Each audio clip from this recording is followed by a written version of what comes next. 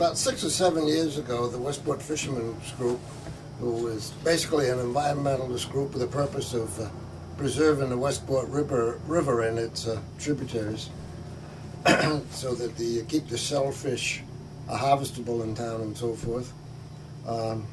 We were at the meeting one night and we heard that this lifesaving station, which was made by the Humane Lifesaving Service down in Horseneck, was built into one of the cottages there, was going to be torn down. And after a lot of discussion, we felt that that was just shouldn't happen, because there's a lot of the history there, and there's a lot of the story of how Westport was developed from the ocean side, and all the shipping that came up and down the coast, and a portion of it actually come into Westport Harbor. And some of the rocks offshore were kind of dangerous, and it needed a life-saving station, life service station. Basically, the station was there to support people that happened to be wrecked but needed protection, a warm place to go and so forth. And then it grew. They got a boat. There was issued a boat by the Humane Society, and then that boat had volunteers that would go out in case there was a wreck on Gooseberry or so forth. We just felt this was too much of the history to just bulldoze down. So we started getting and asking for local contributions, and we were able to get a sizable sum, but of course a project like that we needed more. So someone suggested we talk with the CPC committee, and we went and presented our case, and we had one of the local architects donated a lot of his time and effort, put a very good presentation together, and CPC submitted it to the town meeting, and the town meeting approved it. And from then on, basically it's history. The project kept growing, and then we preserved the building and we saved the life-saving station. And then we had phase 2 of our program to develop a visitor center. And we convinced the townspeople again, including CPC, that a visitor center was worthwhile, and made a public place where people could go and have meetings, teach the kids about seafaring and what the marine life was all about. And we went to CPC again, and they were so enthusiastic about our project that we got some more money.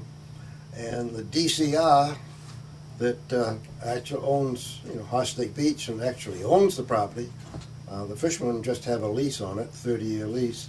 It's about to be signed anyway. And we went on and finished, and now we have a visitor center along with the museum portion of the life-saving station. We have an authentic Cuddy Hump boat that was issued to Cuddy Hump, life-saving boat, and a group of people in town made a wagon, and we've got the life-saving station back pretty much the way it would have been in late 1800s. So the CPC has been very, very instrumental in being able to complete this project, and I hope everybody in town comes down to enjoy it and visit some of our activities we have there. Wooden boat show, duck show, we have a road race, and they're all hopefully to get funds, for operational funds to maintain the place, but we wish more people would come down and enjoy the seaside and come visit the station.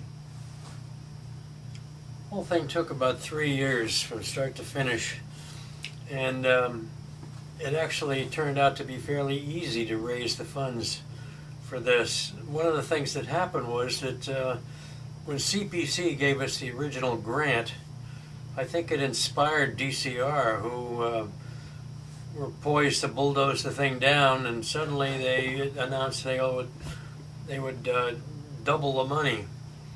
And so that immediately got us up to $100,000, which was a huge piece to start this with. And we started putting together plans and putting them out to bid so we could get the work done. We wanted to get it done properly with historical contractors, and that worked out pretty well. But as Howie says, this all happened again at the end, and DCR stepped up to the plate and said they'd double their contribution. So it kind of pushed us over the top. But it was a wonderful project, and I really enjoyed being one of the volunteers on it. But without CPC, none of that would have happened.